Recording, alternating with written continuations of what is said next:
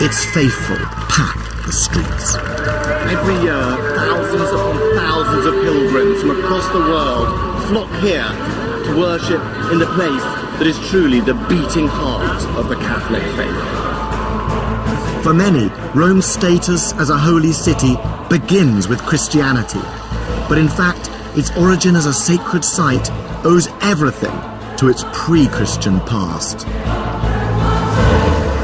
It was exotic pagan deities who were first credited with transforming a hillside village to the capital of the most powerful empire the world has ever known. These were the gods of thunder, love, war, and wisdom, who dominated the city for 1,000 years and held its fortune in their hands.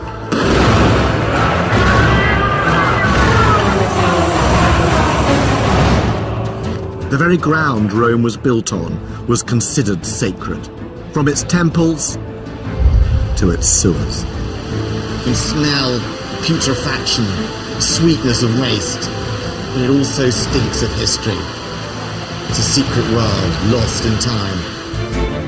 This is a city I've always been drawn to. And in this series I'm going to be discovering just how it gained its tradition of holiness. I've come with the questions of both historian and tourist to examine the fabric of a place where power and religion go hand in hand. Rome has always been inspired and shaped by its passionate sense of sacred mission. Popes and emperors, kings and consuls have all believed they served a higher purpose, to fulfill the will of the divine.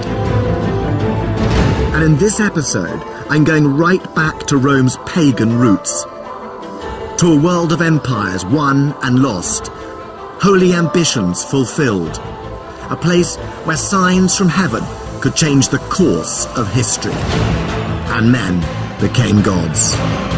I want to find out just how this once marshy wasteland became one of the world's holiest cities.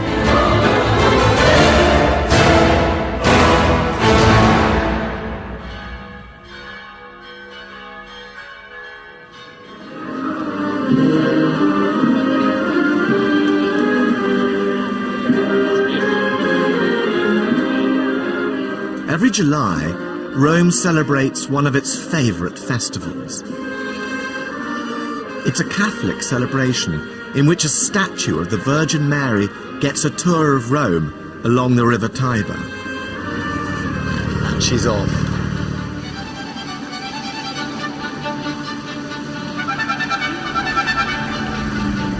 It's quite a bizarre sight, the Mother of God taking a ride on a motorboat. But it does sum up Rome today. Here, religious pageantry is the city's daily theatre, on the streets and on the water. Christianity rules the holy city, but everywhere you look, paganism lurks just beneath the surface.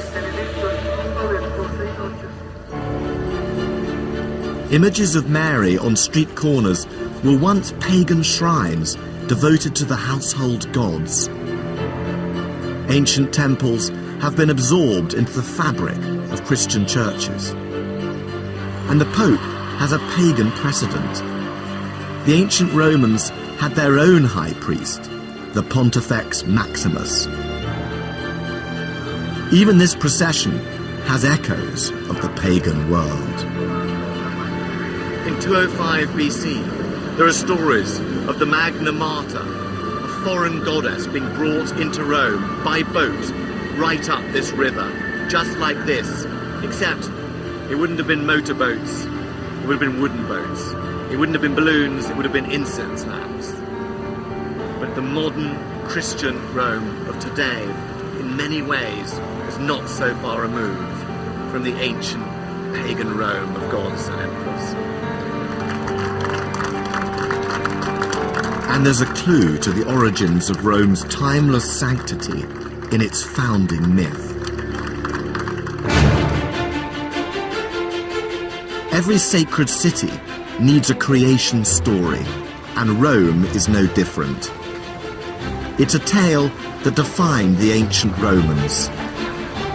And as a tourist, it's a legend you still can't escape. There are glimpses of it just about everywhere. Ciao. And here it is, 2 children suckling a she-wolf. It's a timeless vision of human dreams and nightmares. Lupine ferocity meets maternal nurture. But it sums up everything the Romans wanted to believe about themselves and their city's destiny. According to myth, Rome was founded in 753 BC by the twin brothers Romulus and Remus. Abandoned as babies, they were rescued by a she-wolf. And once adults, they decided to found a city. But it wasn't that simple. Being brothers, they soon fell out over where to build it. Romulus wanted to build it on the Palatine Hill. Remus wanted to build it on the neighbouring Aventine Hill. And to make the right decision, they decided to consult the gods. Signs from heaven were sent to each brother in the form of vultures. Remus saw them first, 6 birds over the Aventine. But Romulus saw more, 12. Each brother claimed the gods favoured him. It was a rivalry with fatal consequences. Romulus started to build walls around the Palatine to mark the boundaries of his new city. Remus mocked his brother by jumping over the half-built fortifications. It was a challenge, and Romulus answered it by killing his brother. The gods had spoken. It's a legend that reflects the Roman conviction that this was a city whose fate was divinely ordained. So the story of Rome begins with religious omens and murderous ambition. Power and religion, the essential ingredients of a holy city, then and now. Of course, the story is a legend. And the archaeology shows that Rome actually started as a patchwork of small farms on the 7 hills overlooking the River Tiber. Between the hills, there were marshy valleys where the local people buried their dead. And sometime in the 8th century BC, 2 villages that stood on the hills, the Palatine and the Quirinal, merged into one settlement. But there is one element in the Romulus and Remus story that does seem to have a basis in historical fact. And that is, right from the beginning, Rome was surrounded by a boundary that was of enormous importance. It marked Rome out as a sacred city. This boundary was known as the Pomerium, and Romans thought it originally followed the line ploughed by Romulus around the city. But it wasn't just about marking out territory. Much more significantly, the Romans believed the land within it enjoyed divine protection. This gateway, known as the Arch of Dolabella, was built on the line of the Pomerium. And to keep the gods happy, there were strict rules dictating behaviour within Rome's sacred confines. So, on this side of the arch, I'm outside the city, where the Romans believed you could bury your dead or make war. But as I walk through the archway, I enter Rome. Rome begins here, and everything is sacred. So if I was a soldier, for example, I would have to leave my arms outside the gate. Generals could not build military camps here. The Romans believed that to break these rules was sacrilege.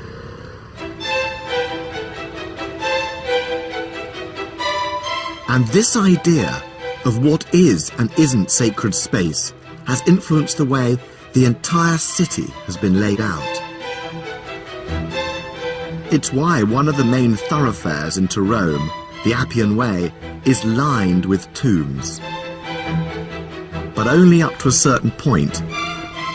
They stop the moment you enter the city itself. It's also why the tombs of the early Christians, the catacombs, are on the outskirts and not in the centre. But the sacred space in Rome wasn't just what you saw around you, it also extended beneath your feet, right underground. Deep below Rome is one of its most secret and holy sites.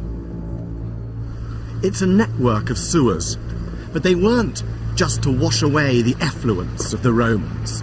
Like everything else in the city, they also had a sacred purpose.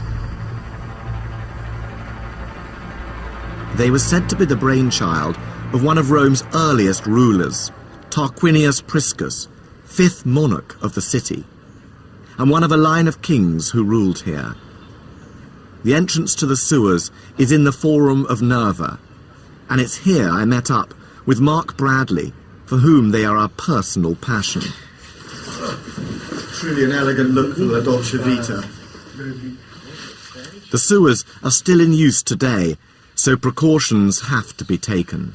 How do I look? I think we're ready to face the effluvia of the ancients. But I quickly realised that penetrating these fecal caverns wasn't going to be easy. No way. I don't think I can go down there. I hate to tell you this. I'm serious. I don't think nobody's ever fallen down it. Don't like the look of it. Half an hour later, after a very 21st century panic attack that would have shamed the noble Romans, I managed to face this terrifying abyss. And as I descended into this twilight canyon of filth, I could smell it before I could see it. Oh my God. What is that? This is absolutely extraordinary down here. Yes, I mean, these are terribly, terribly important. This is the Cloaca Maxima, the Great Sewer, which is the oldest surviving intact monument in Rome. Forget all the temples, forget all the palaces. This is the real start of Rome.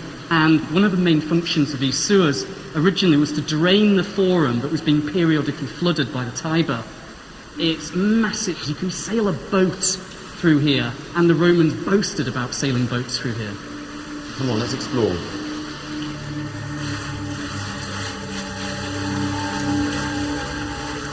This extraordinary sanitation system was built right back in the 6th century BC, and its tunnels stretch for miles and miles. For 2,500 years, right up until the 19th century, this was the only sewer system serving the whole of Rome. And the ancient Romans believed it purified the city, both practically and symbolically. So, Mark, why are these sewers sacred? Well, these sewers are sacred in part because they flush waste out of the city, they cleanse the city, they make the city pure.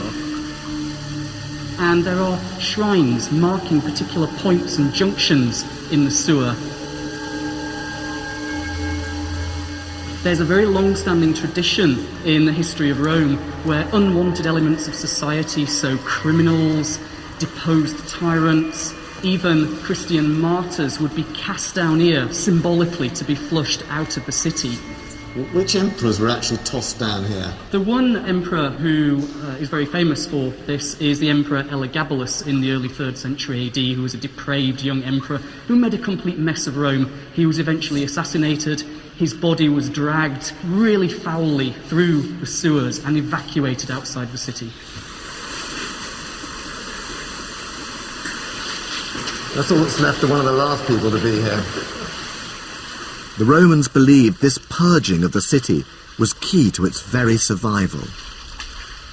If Rome was pure, the gods would be happy, and the city's fortunes would be secure. I actually didn't think I'd be able to get down here, but I'm so pleased I did. I love it. The stones themselves speak, perhaps I should say stink, of history. However disgusting it is down here, and it really is disgusting. The walls, the liquid, the stink is appalling. It's sweet and it's horror. And yet I have to tell you, there is a real grandeur down here, and it isn't the sacred grandeur of ancient Rome.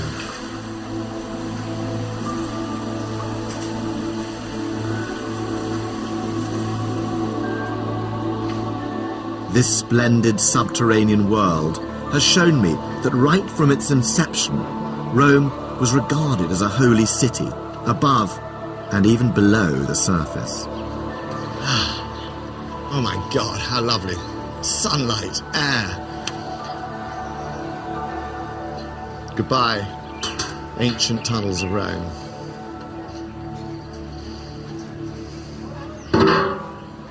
The sewers are one of Rome's best-kept secrets. But they have an unexpected link to one of the city's most popular tourist destinations that might not please the thousands of people who come here. The famous Bocca della Verità, the mouth of truth, has been linked since the Middle Ages to a tradition that if an unfaithful lover put his or her hand in the mouth, it would be bitten off. In Roman times, it wasn't a good idea to put your hand in that hole, whether you were faithful or not. This is, in fact, a monumental sewer cover, decorated with the face of Oceanus, god of the oceans. The risk was not so much from infidelity as from infection.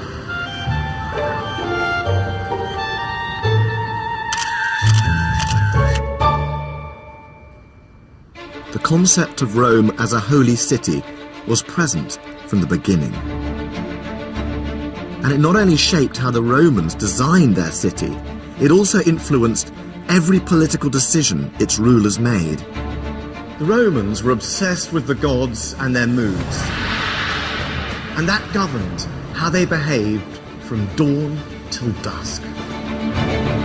Every soldier, every Caesar, believed he had a religious role. To commemorate the greatness of Rome was to celebrate its holy destiny. In this city, religion and politics were inseparable bedfellows. Nowhere is this marriage of sacred and secular more blatant than here, at the Forum, the heart of pagan Rome. It was first built in the 6th century BC as a civic centre, after the sewers were established and the land drained. And for 1,000 years, it was the centre of Roman public life. Here speeches were given, criminals were tried, laws were made, and temple after temple was raised to the glory of the gods of Rome.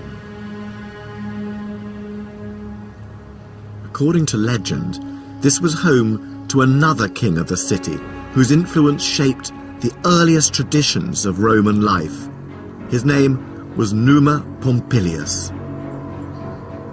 The Romans believed that it was Numa who created the religious rituals and structures that made possible the rise of Rome, and he did it right here. When you visit the Forum for the first time, you're both dazzled and bewildered. It's a mishmash of architectural fragments from different ages. There are traces of temples built and rebuilt, layer upon layer of Roman history. Much of what stands here today belongs to the time of the emperors, the last leaders to make their mark. But the origins of this site can be dated right back to the period of the Roman monarchy. King Numa was said to have established 4 colleges of priests with very clear responsibilities that were not just religious, they were also political. And without their say-so, the entire routine of Roman politics would grind to a halt. All buildings in the Forum, public or private, were dedicated to the gods. And all political decisions had to be made on sanctified ground, from holding elections to passing laws. So it was a group of priests known as the augurs who had the final say over planning decisions. This was the Senate House, But it was also something called a templum, a sacred space. The augurs would consult the heavens to approve the site and then map it out with holy staffs. It was as if the Houses of Parliament stood on a sacred rectangle. And if the space wasn't sacred, the decisions weren't valid. At the opposite end of the forum was the Regia. It was the royal residence, originally thought to be the palace of King Numa and the seat of secular power. But it was also the centre of religious control. This was once the headquarters of the Pontifex Maximus, the high priest, the supreme religious authority of Rome. And Pontifex Maximus literally means the greatest bridge builder. He was the bridge between gods and men. He regulated the rituals of Roman life and the divine law, and this gave him considerable political authority. But he was also master of the Vestal Virgins, and right next door to his headquarters was their house and temple. The Virgins were priestesses of Vesta, the goddess of the hearth and home, who had a special link to the fortunes of the entire city. The Vestal Virgins were chosen at the age of 6 for their moral and physical perfection.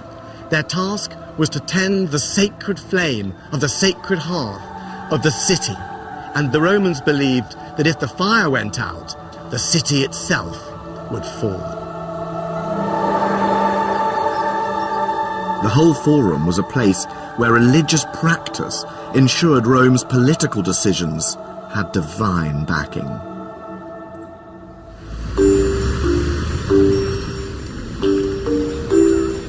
I've always been fascinated by the macabre rituals that really decided the destiny of Rome. So I asked Mark Bradley to give me an insight into the work of a priestly group who were involved in one of the gorier aspects of Roman politics. They were known as the haruspices, diviners from the Etruscan communities of northern Italy, skilled in interpreting signs from the gods. And there's a reason we're meeting in a fresh food market. So Mark, what is this still warm, almost pulsating bloody organ that we have here on the platter in this butcher's shop? This is a fresh liver taken from a newly sacrificed sheep. What the priest would do is they'd cut open the animal and they'd take out the liver while it was still pulsating, and they'd examine it to see what the future has in store. So the first thing we need to do is orientate it correctly. What the haruspices did is they used a model of the liver to guide them, to remind them, to prompt them about how to read it. So what we have here is a bronze model of a liver from about 100 BC. And this is called the Piacenza liver. And on this you can see the gallbladder, the caudal lobe, and the liver was divided into 16 sections, and these 16 sections corresponded to the 16 regions of heaven. And each region was governed over by a particular god.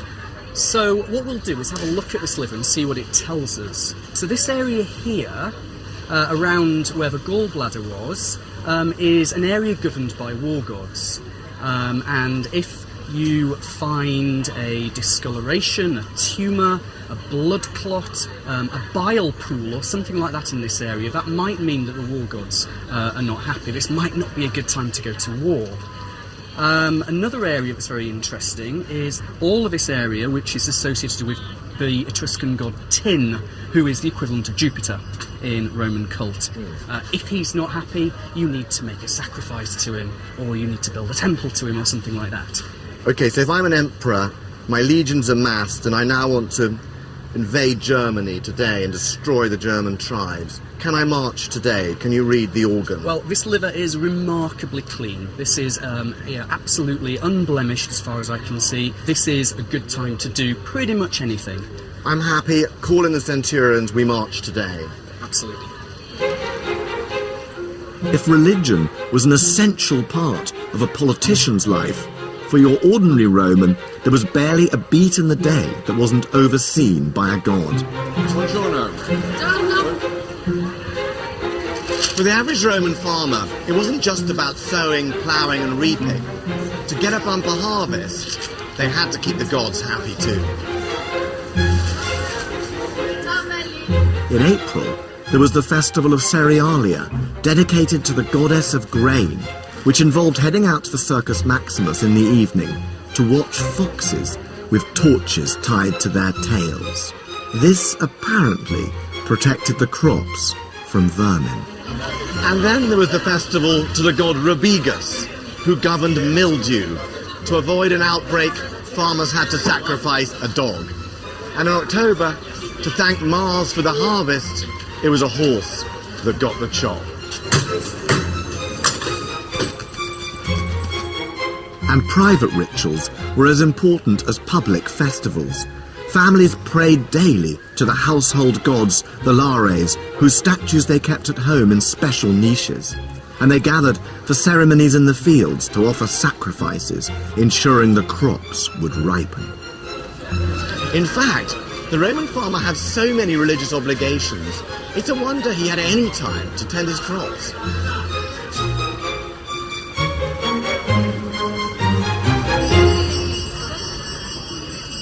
The religious structures and practices said to have been established by King Numa largely formed the basis of Roman religion for the entire first millennium of Rome. But in 509 BC, a political crisis broke out. A group of aristocrats rebelled against the king, Tarquin the Proud. They overthrew him and established a new political system. Rome would no longer be ruled by one man, but by the Senate, an assembly of its leading citizens. The Roman Republic was born.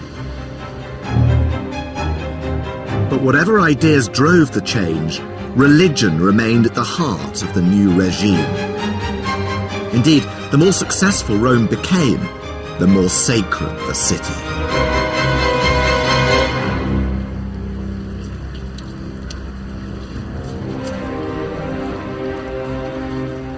The dawn of the Republic was marked by an event that would have seen the whole of Rome celebrating on the streets.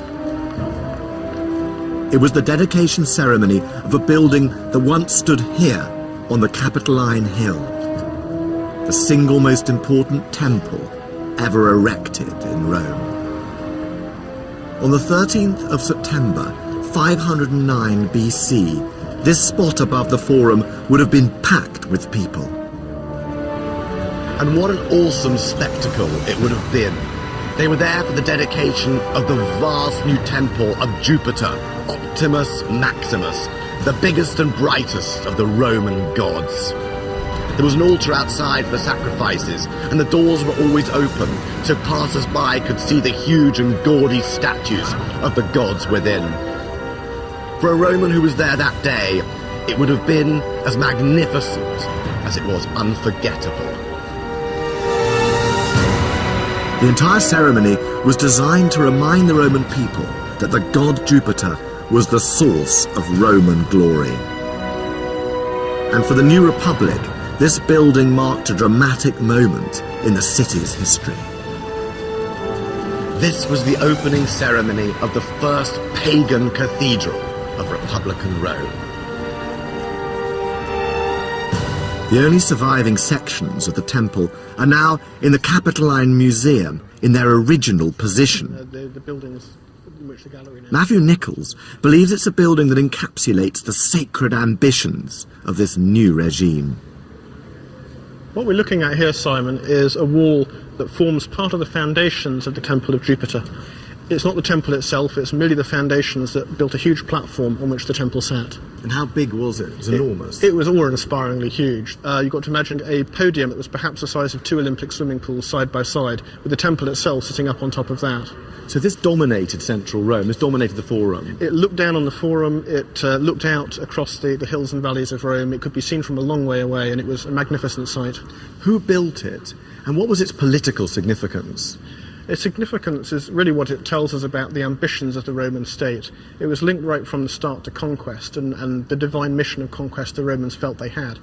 But even though we associate this temple very closely with the Roman Republic and the many rituals of the Republic, in fact it was planned, it was conceived when Rome had kings, was ruled by Etruscan kings, and the last of them, Tarquinius Superbus, was responsible for almost bringing this temple to fruition, and then his rule was blown away in the revolution. So why did the Republic adopt this very royal enterprise? The Romans loved the idea that their rule and their growing empire was sanctioned by the will of heaven, that this was a mission that the gods entrusted to them as a people. Even when the kings were gone, the Roman people could carry that mission forwards. The building of this temple marked a watershed in the history of the Holy City. It was the moment when Rome transformed from being a town of small-scale temples and shrines to a sacred capital embellished with its own cathedral. The Temple of Jupiter was a declaration of the astonishing religious and political confidence of Rome, a rising power blessed and propelled on its sacred destiny by the forces of the gods. And that power was consolidated by the raising of ever more temples. Their remains can still be seen all over Rome. As the Romans conquered new territories, the spoils of victory poured into the city. And since the Romans attributed their success to the gods, so the victors built more and more magnificent temples in gratitude and in celebration.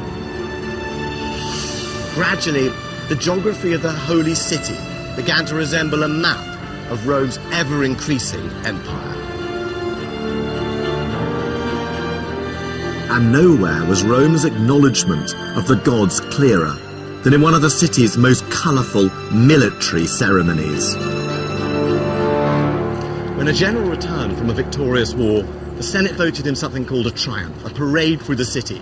He rode in his chariot, followed by his army, by wagons heaped with booty, and by his shackled prisoners. And he ended up right here at the Via Sacra, the sacred way, the most important street in the Roman Forum. Imagine the excitement. The general wearing purple and gold, his face painted scarlet. He was dressed as Jupiter for a day, but in case the glory went to his head, a slave rode behind him in his chariot, whispering, "Remember, you are only mortal." His procession ended, of course, at the Capitol and the Temple of Jupiter, where he laid laurels at the feet of the giant statue of the god. At that moment, there'd be no doubt in any Roman's mind that the gods were responsible for the city's fortunes.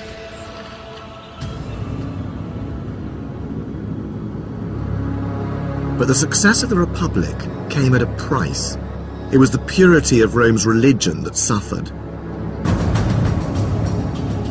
The city's expansion into a vast empire led to an influx of foreigners from Greece to Egypt, and with them came their gods. Rome's senators could have suppressed these new divinities and stayed faithful to their own, but they took a more pragmatic approach. Foreign gods like Isis and Serapis were absorbed into the state religion, and in the 3rd century BC, one was even imported to try and avert disaster.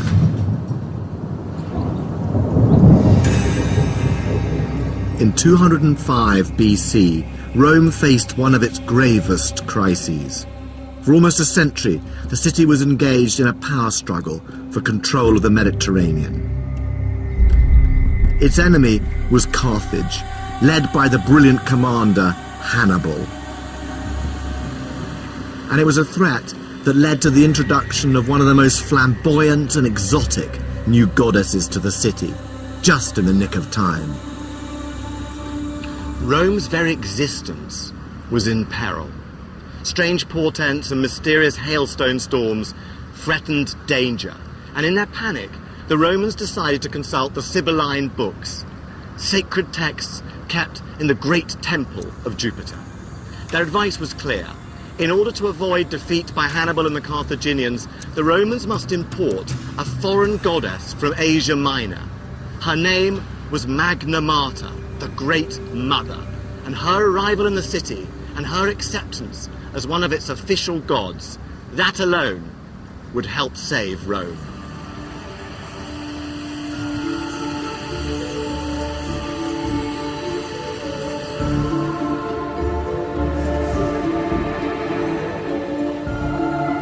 The Roman historian Livy wrote a vivid description of her arrival in the city.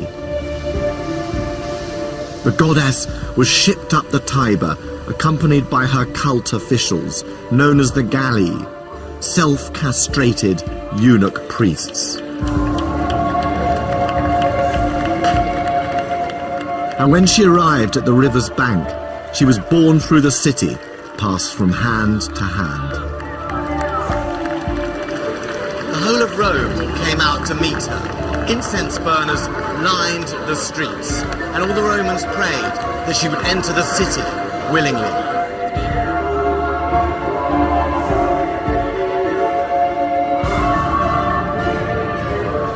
It seems Rome hasn't changed as much as you might think.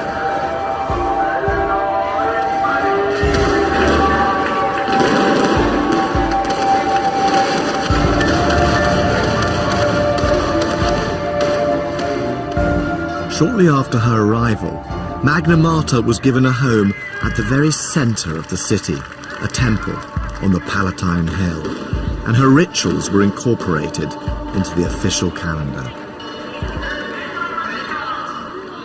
3 years later, Hannibal was defeated. The story of Magna Mater shows how far Rome had come. It had transformed from sacred village to a holy city, dedicated to a multinational pantheon of deities.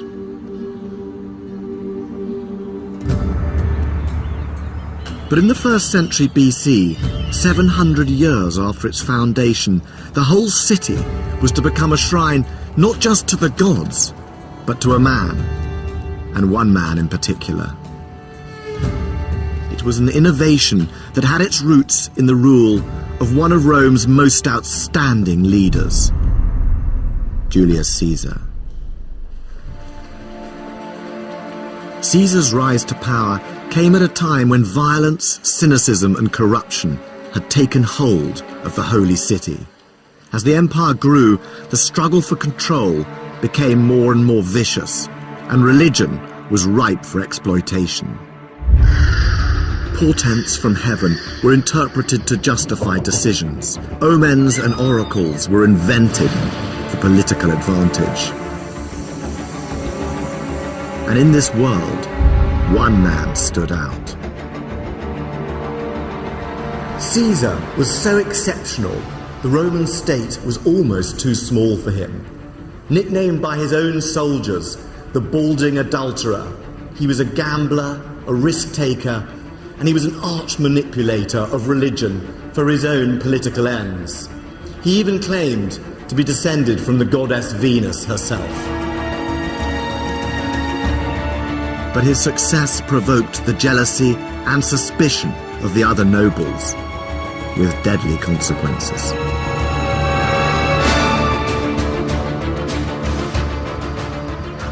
This little-known square is the closest you can get to the spot where Caesar was murdered.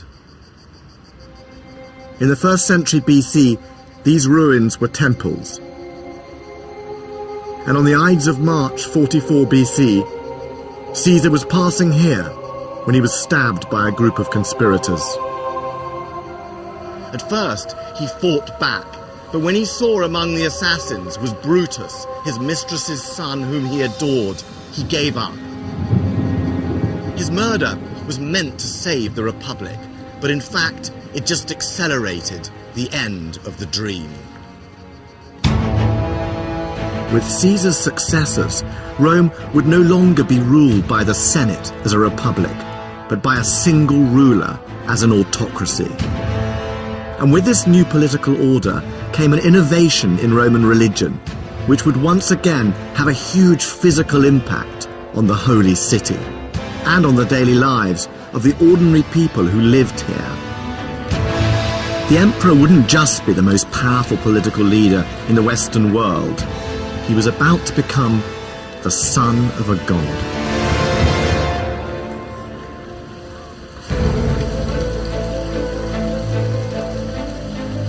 Caesar's heir was his 18-year-old nephew and adopted son, Octavian, a brilliant political strategist who combined the old and the new to give Roman leaders a new status.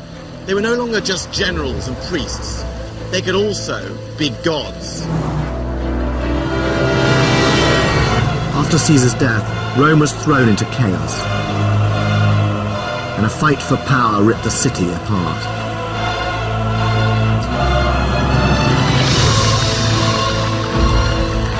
Octavian found himself in a bitter struggle to rule the empire against Caesar's right-hand man, Mark Antony. Mark Antony allied himself with the irresistibly vampish and hugely ambitious Queen of Egypt, Cleopatra.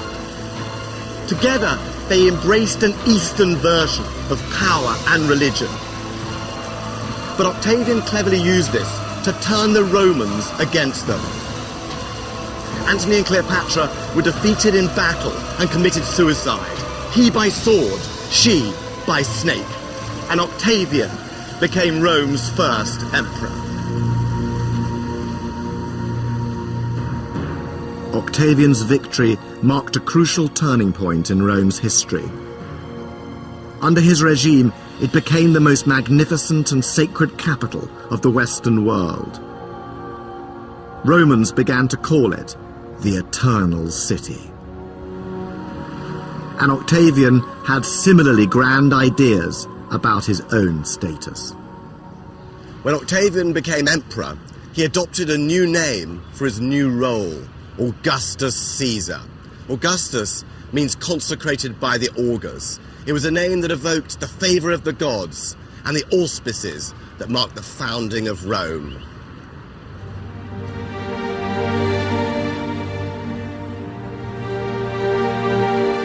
The name Caesar also linked Augustus to his murdered uncle, Julius. And very early on, he had a temple built here in the Forum, in his uncle's honour. It doesn't look like much now, but this once dominated the entire south side of the Forum. Before it was built, this was where they brought Julius Caesar's body after his assassination, and it was here that they cremated him before huge crowds. The temple marks a major change in Roman religion. This is when they started to treat their rulers not as men, but as gods. On the 1st of January 42 BC, the Senate passed an unprecedented decree. They declared Julius Caesar divine. It made him the first historical Roman ever to be officially deified.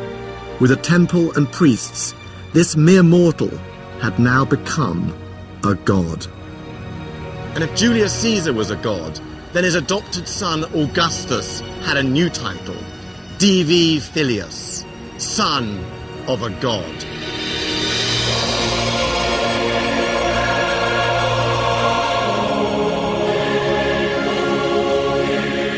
But Augustus's desire for divinity wasn't satisfied by a title alone. He spent the next 4 decades taking steps which gradually tied Roman religion not just to the city of Rome, but to a single person, the emperor. And he did it through a vigorous program of rebuilding and religious renewal. He reinstated ancient religious festivals, rebuilt crumbling temples, filled vacant priesthoods. He claimed he was restoring Rome's ancient past to please the gods. What he was really doing was making Rome his own. Augustus subtly co-opted new powers, taking on the mantle of all the major priesthoods in Rome, culminating in 12 BC when he declared himself Pontifex Maximus. 5 years later, he divided the city into new districts.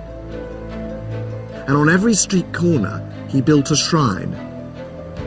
In his meticulous way, he was altering the whole focus of Roman worship. Very few traces of these ancient shrines remain, but there's one in the Vatican Museum. It's tucked away from public view in the Pope's own private gallery. And its carvings show just how the shrewd Augustus was shifting the object of Roman worship from the gods to himself and his own family. Questo è un altare dove probabilmente venivano fatti i sacrifici a una divinità. Questo è un altare molto importante perché nella sua non grandi dimensioni ha 4 scene di tipo propagandistico riguardo ovviamente Augusto e la sua genealogia. So what are the images on it? Questa è una scena di sacrificio dove Augusto è nella veste di sacerdote sacrificale. Il sacrificio era importante in antica Roma perché era ciò che connetteva l'uomo alla divinità. Per cui in questo caso Augusto è il tramite tra il popolo romano e le divinità. And Augustus's family connection to the gods is even more explicit in another scene. Questa immagine in particolar modo rappresenta Cesare. Questo altare in particolare ci ricorda che Cesare è diventato una divinità, eccolo qui che con il suo carro, sulla sua quadriga, vola verso il cielo. Il cielo qui è rappresentato da questo personaggio con la veste sopra la testa, tonda. What did Augustus want the people who saw this shrine to believe? Questo è un monumento che riesce in qualche modo a focalizzare l'attenzione di chi lo guarda nei confronti di Augusto e della sua famiglia. Augusto, più di altri, meglio di altri, ha usato la religione per spiegare, diciamo così, al popolo il suo potere. E questo passaggio dallo stato terreno allo stato divino. Questo serve perché la gente, il popolo comune, dia ad Augusto una sorta di velata divinità. By putting images of his deified ancestors on shrines all over Rome and encouraging sacrifices to them, Augustus was making a bold statement. Augustus was inviting all ordinary Romans to take part in the creation of a new imperial mythology. The city of Rome was being indelibly stamped with the divine claims of one family, one ruler. And Augustus set the tone for the emperors who came after him. During his life, he was the sole religious authority in Rome. And on his death, by vote of the Senate, he too was declared a god.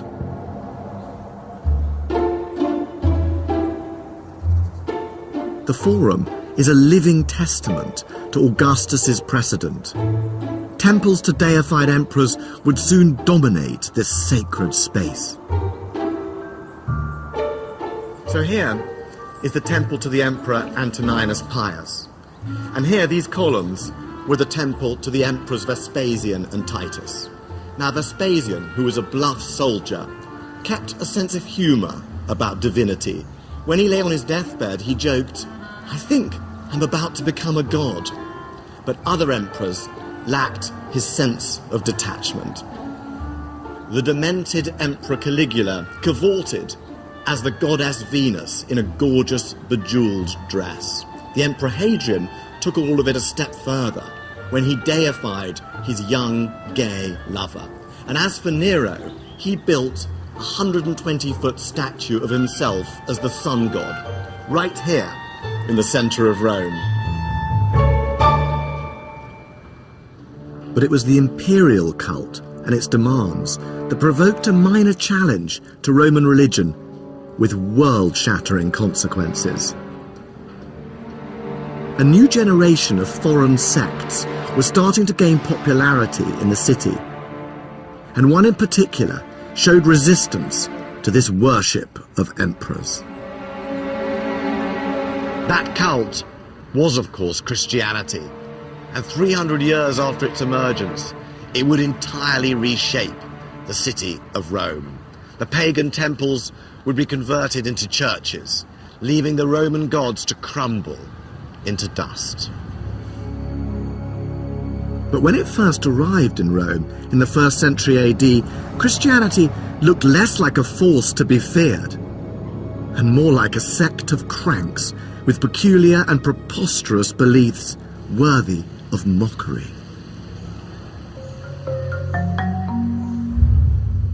And there's a glimpse of just how unthreatening the pagan Romans initially thought the Christians were in a rare piece of ancient graffiti uncovered by archaeologists in the 19th century.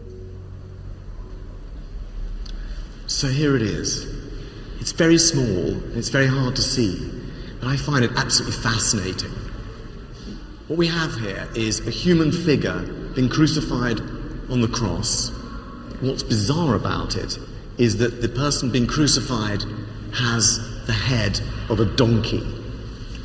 There's a figure apparently worshipping beside the cross, hand raised, possibly a soldier.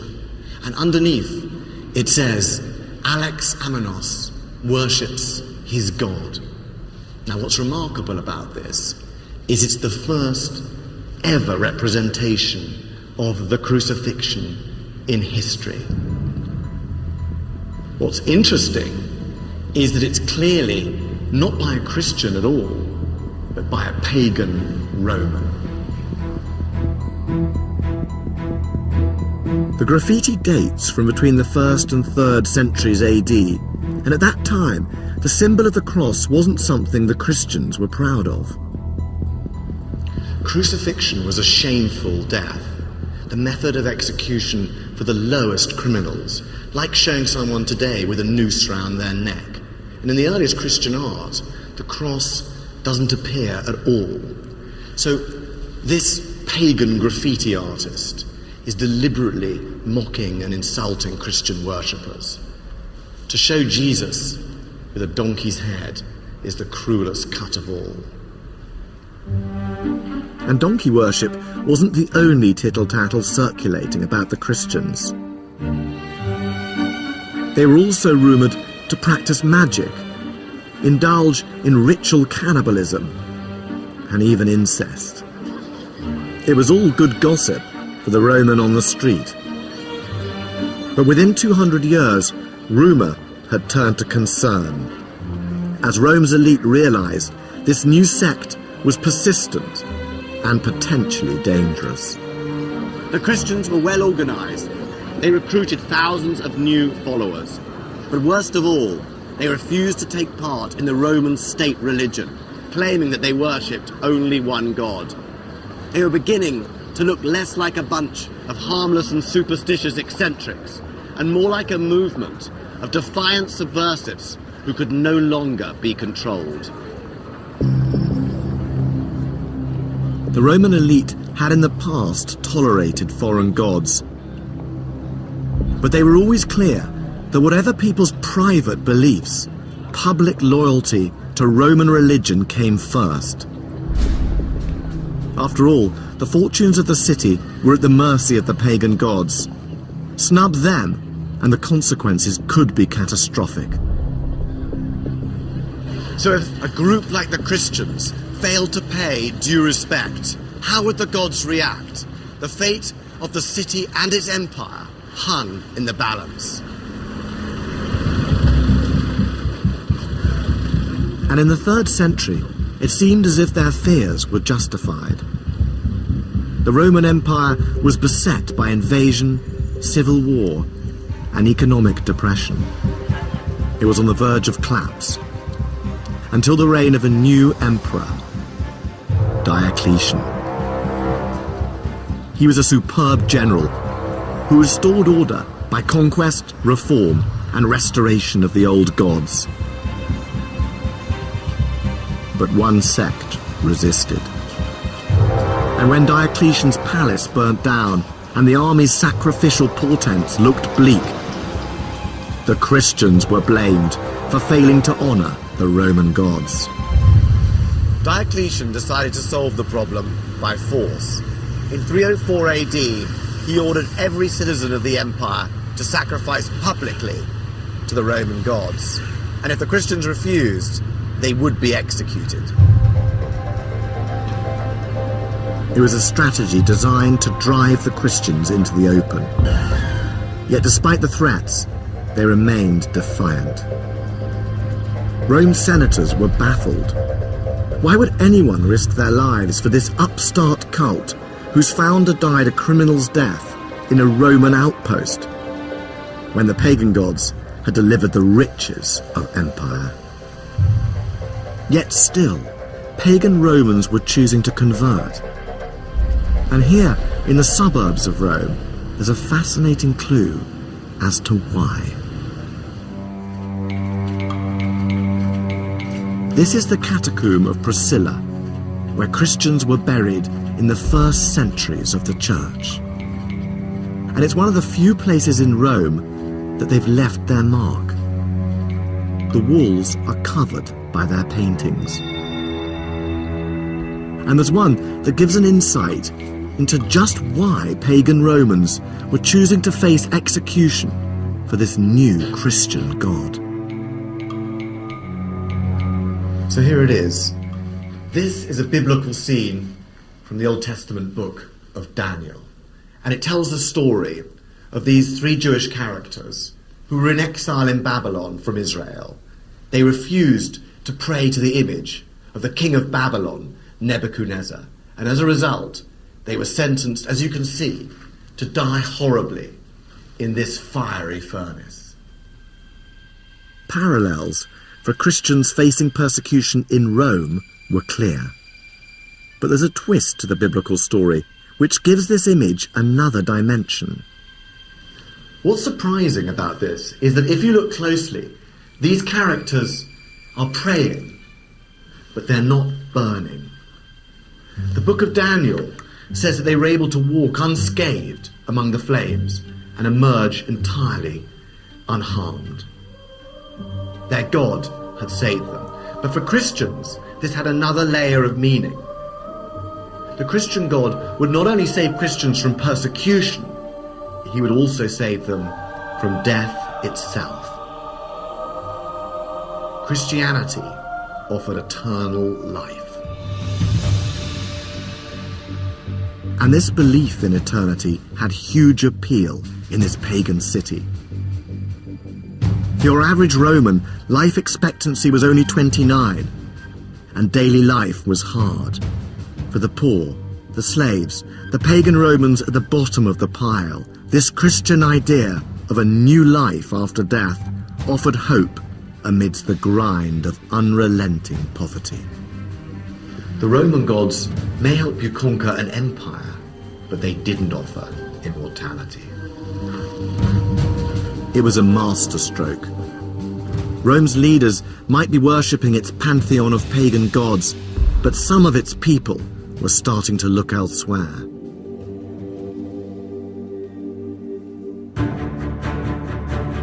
Ancient Rome has always been a symbol of secular power. But you can't understand the might of this city without also grasping the sacred beliefs of the Romans themselves. Right through its history, Rome's greatness was inextricably linked to its sacred mission. For its first 1,000 years, Rome's palaces and temples expressed one thing. This was a holy city, blessed by the gods to rule the world. But all that was to change. A new god was about to take Rome. Next time, Rome's transformation from pagan heartland to the capital of Christendom, as religious revolution hits the holy city. Valdemar Janichak brings the Dark Ages out into the light here on BBC HD. His brand new series continues at 7:30 tomorrow. Next tonight, though, stay with us for an epic journey around our frozen planet.